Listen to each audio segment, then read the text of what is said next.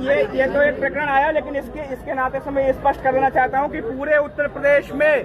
जहां जहां भी विद्यार्थियों पर इस प्रकार से दबाव बनाया जाएगा, इस प्रकार की घटनाएं सामने आएंगी, तो उसका त्वरित जवाब अखिल भारतीय विद्यार्थी परिषद उस स्थान पे देगा। आवश्यकता पड़ेगी तो यहाँ से लेकर के और जहां तक भी लड़ाई छात्र हितों के लिए लड़नी पड़ेगी, वहां हम खड़े होंगे। दूसरा विषय जो आपने